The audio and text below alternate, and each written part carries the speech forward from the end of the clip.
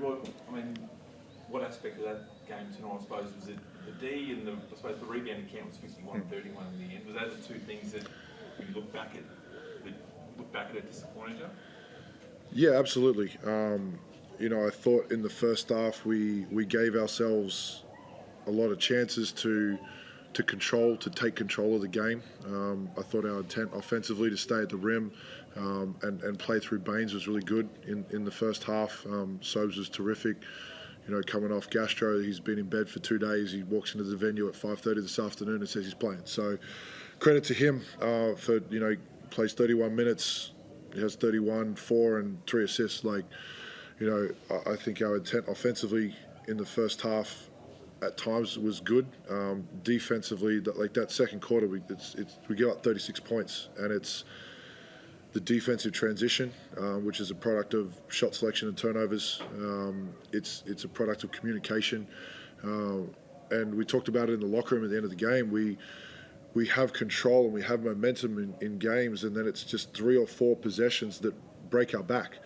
And Southeast did a great job of playing through Creaky, where you have 22 in the first half or whatever it was. We go down on empty possessions or turnovers, they come back, and we break down on the scout on Creek, 3 or 4 straight possessions. He gets to the free throw line, or he shoot 9 of 11 from the foul line tonight. So yes, it's disappointing because we give ourselves chances, but then it's a lack of communication, a lack of concentration, a lack of discipline defensively, where we just break down. Maybe guys are tired. Maybe they're not locked into the game. Maybe they're thinking about what happened at the other end of the floor, but we need to figure it out really quickly. Is it something for Stokes to do that, to come in, he's been, as you said, really crook, and then to come in and play like that? That's the sort of leadership, that's the sort of thing this club can hang its hat on, given the events of the past few weeks. That's the sort of something, a shining light, an example. Yeah, definitely. Right now it's all about actions. We've talked. I'm tired of talking. The group is tired of talking. We need people to lead, and Sobes led tonight. He gives us 31 points. He plays his backside off. Yeah, there's some mistakes, there's some errors, but it's going to happen. That's the game. We're not going to be perfect. It's our response to the adversity, which is what lets us down. And something we talked about pre-game is there's going to be adversity. There's going to be bad calls. There's going to be the crowd. There's going to be the opposition. It's how do we respond to that?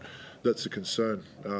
We can sit there and talk about it and sing Kumbaya or whatever, but at the end of the day, it's actions on the floor that speak volumes right now. We get Christmas, we come back here and play Perth next Tuesday, we go to Adelaide next Thursday, then we're back here New Year's Day to play United. So we get 3 games in the space of 5 days, coming out of Christmas to erect some of the struggles that we're having right now. We get some bodies back, TJ, Tanner, Gak, Tyrell, a lot of good basketball players not playing for us right now. And when do you expect those guys on that casualty ward? When do you expect those guys back? Anyone back soon? Yeah, it feels like MASH at the moment. Wounded soldiers, but TJ had an injection in his knee on Monday. Gak had an injection yesterday. Tanner's ankle is improving day by day. Hopefully those 3 guys will be able to practice Friday, at least in parts. Tyrell, probably a little bit longer, maybe another 10 days till he practices, and then reintegrate him after that. So he's at they said 6 to 8 weeks for him. So he's progressing well. He's moving, he's running, jumping. The next steps for him, some one-on-one, build up to 5-on-5 basketball. So hopefully early January we get Big Ty back, but those other 3 hopefully for Perth. Cody, how inspiring is it as a young bloke to see Sobes do big tonight? Yeah, it's very inspiring. It's not easy to come off 2 days in bed and not doing any basketball at all and feeling really sick. So to see him come out and do that was really good to see, and we really needed that to keep us in the game. Ben, you said you're tired of talking, the guys are tired of talking. Is it how much physical and emotional toll is the events off the court taking on the team? Yeah, enormous. There's no hiding from it. Look at the body language of the group. Look at what happens when things gets hard. It's taking an enormous toll.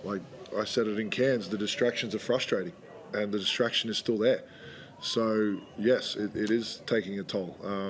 I don't like, I think Jason was on a podcast. I haven't listened to it yet. A lot of people contacted me about it, but like Peter McLennan, the CEO, and Jason is the owner. Well, they're in the process, and they'll make their decisions. So what we need to get on with is playing basketball.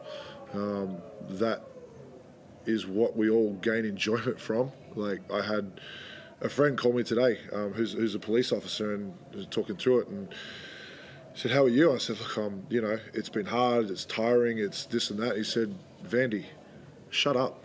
Like, what you do isn't hard. What you do is a hell of a lot of fun, and you're very privileged to do it, so get over it."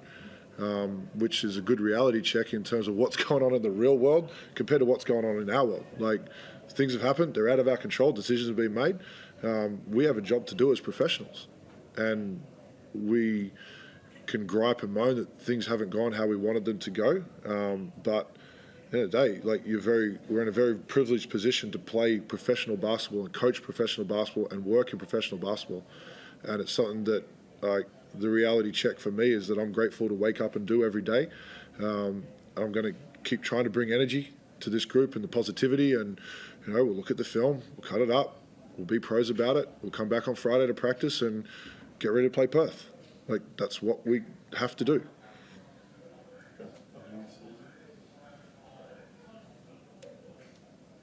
Any questions, Roy? Just a quick one. We saw Bainesy take a bit of a shot to the nose late in the game. Was he all good? Do you need to do any concussion checks, anything like that? Because he did look like he was sort of squinting the eyes a bit after taking that blow.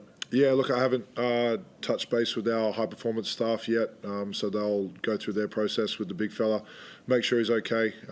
He's another guy who wasn't sure if he's going to go tonight. He had a nap in the locker room pre-game because he'd been on his deathbed this morning as well. He was sick. He played through that and showed some resilience, which is a credit to him. Plays 30 minutes, 14 points, 8 boards. Defended Williams. He's the vocal backbone of our defense. So, look, I'm sure he's okay. If he wasn't okay, he wouldn't have stayed in the game. But he finished the game out. The staff will look over him and let us know what's going on with him.